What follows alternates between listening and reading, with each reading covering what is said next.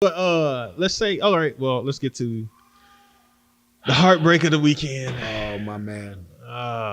So this has been back-to-back bad weekends for sport karate people who have gone into MMA or kickboxing and full contact world. We had two last week. We were on a high note with Raymond 2 and weeks Ross. ago. 2 weeks. Yeah, 2 weeks ago with the Raymond and Ross wins. And then last week with MVP, and then this week with Super Sage, my man. Yeah, man. That was a rough blow. Do you think he shouldn't have been in the ring with him? No, I think he should have been in the ring with him. I think he did everything that he was supposed to do. He trained, he prepared, he stepped himself up to the next challenge. He signed on the dotted line with the competitor that they asked him to fight. That goes into the heart of a champion and not the man who's trying to pad up his record to do that. I do think standing straight in front of a Muay Thai powerhouse like that was not his best idea. I thought the movement would have been a little bit better, but you know, he tried to move. You're right. But one of the things, he was circling the wrong way, and he circled into the right, and he stopped, but he was moving to the right. He moved to his backside, but his power side, and that you know that he moved to the open side. A lot of little bit things, and you know. Before too much more, you know, big prayers out to him and his family. That orbital break was crazy. If y'all don't know, 9 spots, went in for a 4-hour surgery, ended up being almost 9.5 hours surgery. But anybody who knows Sage, best attitude ever. This dude is the happiest, nicest kid you will ever meet. You punch him in the face. Oh, that was a good one, sir. He punches you in the face. Are you okay? That was a pretty good one. You know, people laugh and hate on him. That's who that young man is. I did laugh when I saw the cut where he didn't ever put seasoning on chicken. Oh no! Yeah, you know, some of that was hilarious. Well, that's you know, I did have to laugh. I was cracking up. Listen. I'm sorry. Listen. That's a real thing. Non-seasoning. Clearly, it is. I did thing. not see that. I thought it was just a joke. No. They traveled. They really put it on there. They traveled the world in search of spices, but refused to put them on their food. Yeah, it's just the way it is. But to be fair, Sage's dad and their family, they have eaten so clean. I mean, look at the dude. You saw pictures when he was a kid. It was like he looked the same at like 7 and 8 as he does now. Like, you know, always eating healthy, always eating the right things. So, you know, you're not putting extra salt. You're not putting, you know, sazon and no adobo on that. I was about to say something though. I mean, Mrs. Dash at least.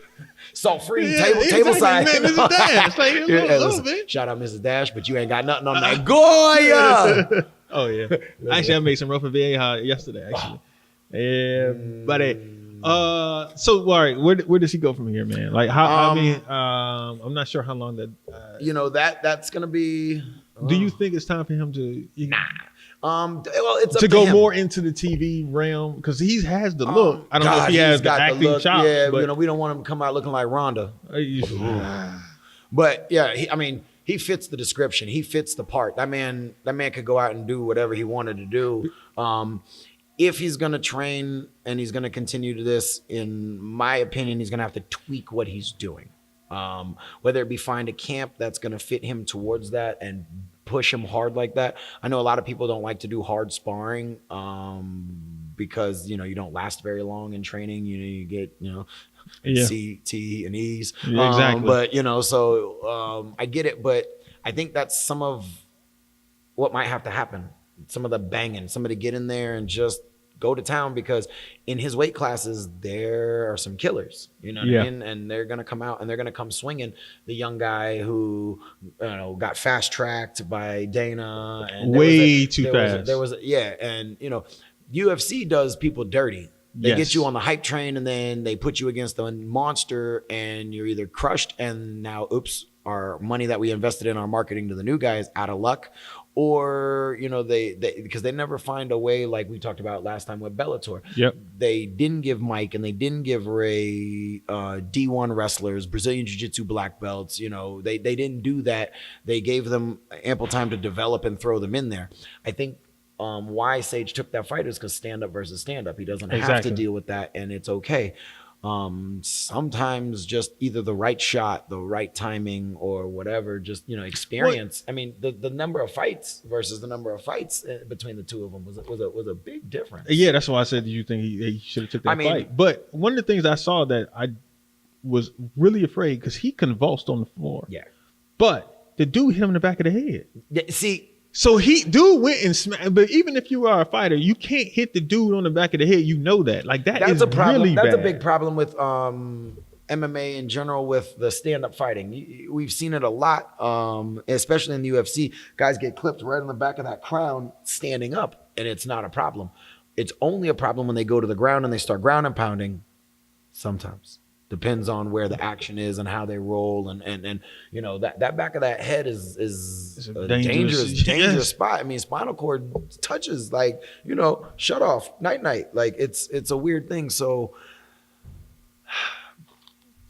and like you said, getting hit in the back of the head added to that convulsion. The break and the ow was fine. The extras on top of that, following that, where it landed, really disrupts the brain. I was in a sport tournament. I was in a point tournament in Bluegrass one year. And God love Damon. I threw and connected with a kick and turned around and got punched in the back of the head. And I didn't know where I was for the next 45 seconds. And I was winning by 2 and I was losing by 2. So, it's not like, and I don't even recall. I had to watch the video to see what even happened. Like, wait, I was winning. How did I lose? What happened? That back of the head, yeah. I have taken a shot back of the head, and it is not fun. Like, you are a little discombobulated. I mean, side note, that is why we have headgear. Yes. It's not because of the padding. It was one of the things where you would get hit and you would fall on the ground. It would save your brain from hitting, on gym floors. Well, look at you knowing the history. Come on, man. We didn't wear when we were kids. We didn't wear headgear. One, they were the same price as the hand pads and the feet pads. My mom was like, you got them hand pads on, you don't want to get hit in the head, you better pick your hands up and block. One, because she's not spending extra money. Love my mom. Nah, my mom bought me headgears. But like we didn't like our schools, we didn't wear headgears. The competitors, adult men, didn't fight in headgears for a long time. Mm-hmm. Also, note, hand pads and feet pads are not for the other person. They're for your own hands and your own feet protection. Mouthpiece is not for your teeth, so you bite down and don't get knocked out. Yeah, you should probably wrap your hands if you punch. If you punch real hard, definitely wear the hand wraps, wrists and hands. You get little bumps and breaks like this, it just happens. Yeah. But, safety, y'all want to be talking about the elbow pads and face guards and belly wraps. Soft tissue stuff don't really help too much. We got Michelin men, but, Yeah, I mean, it is. But that head and the convulsion was really rough to watch. Scary. And then getting updates, through Kobe and through Facebook and everything. And I saw him standing, because it came on my phone quick. Like, because I remember thinking like, it's 11 a.m. I think he got a fight. And the next thing I know, someone's like, 29 seconds. And I was like, damn, he knocked him out real quick. Oh, no. So then I watched it, and they already had the video up and everything. I was like, fight, ooh, okay. Yeah, it was, we texted. It was, I was like, already. Like, that's messed up. Yeah, because always cheering, always cheering for the home team fellas. Yes, all day. Always cheering. But what really touched us as martial artists was the owner of One put out this really long Facebook post. Let me see if I can find it while you talk about it. Man, oh man, the level of real martial arts portrayed in that message, talking about, fans like to hate a lot of things, but how can you hate a man who goes out on his shield? He's a good, positive person, good role model for the kids, for the youth, for future fighters. Never hung his head, never put a dull moment, never spoke bad about anybody, never talked bad about what happened. And a lot of people can, and a lot of people have in those same situations.